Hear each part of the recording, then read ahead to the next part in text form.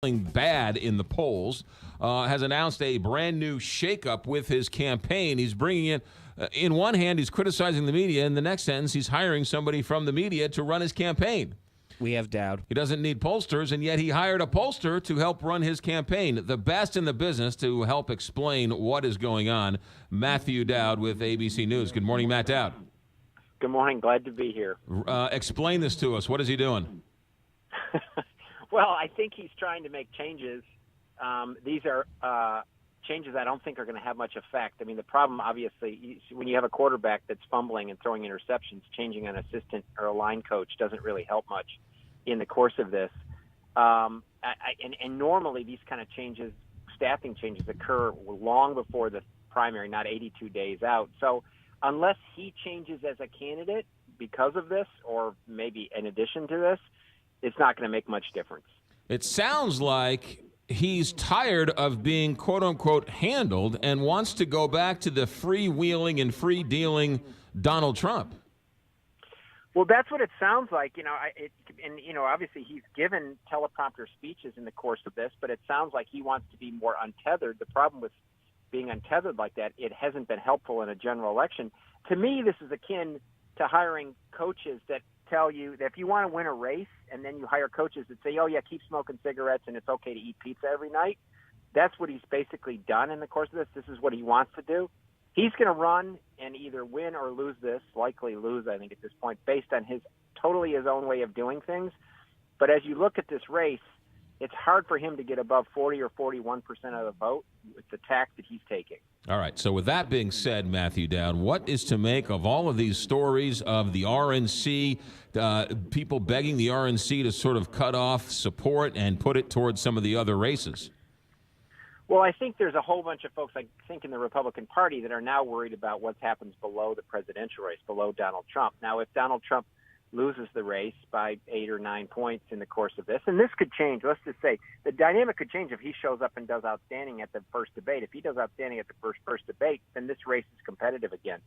But the Republican Party is worried about the U.S. Senate races and the congressional races down ballot, and I think there's a question whether or not they should put their resources in that or put their resources in the top of the ticket. Should they be concerned?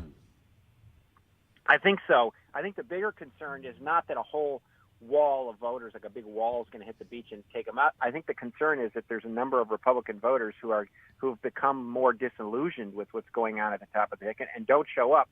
And if they don't show up and Democrats do, then the Republicans are going to lose the United States Senate and have a possibility, small, but a possibility of losing the United States House.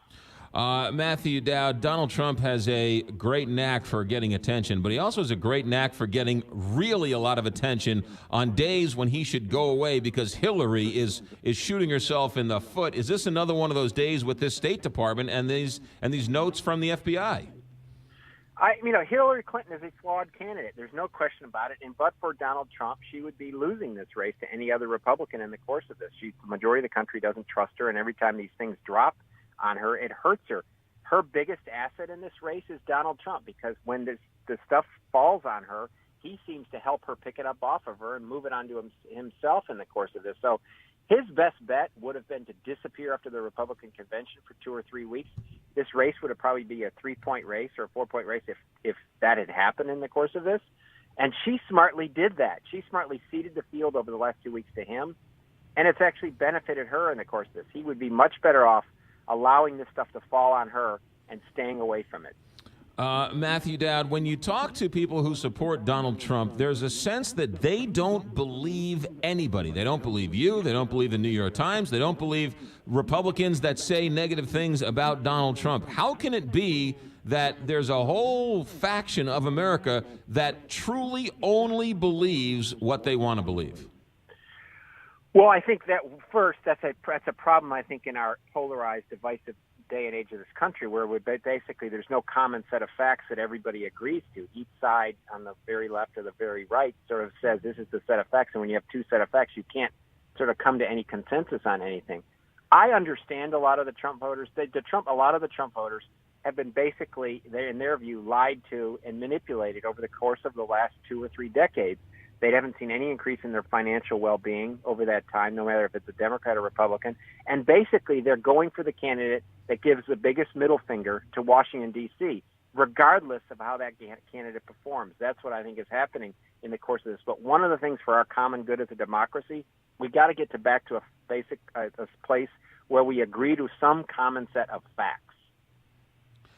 It's a really interesting. There are a number of Democrats, though, and that's where you say, I would think, listening to what you say, Democrats are also giving the middle finger to Washington, D.C., and that's where you get some Democratic support going towards Donald Trump.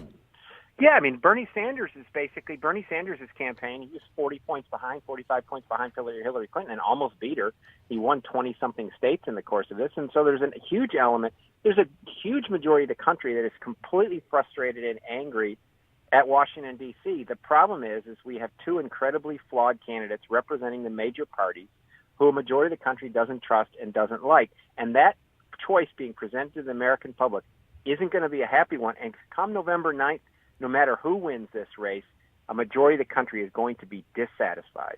Matthew Dowd, we're never satisfied with you. You're always welcome here. Thanks for checking in. Thanks, man. Take care. You got it. Matthew Dowd, ABC News political analyst, the best in the business, one of the best, and he joins us from time to time here on the Big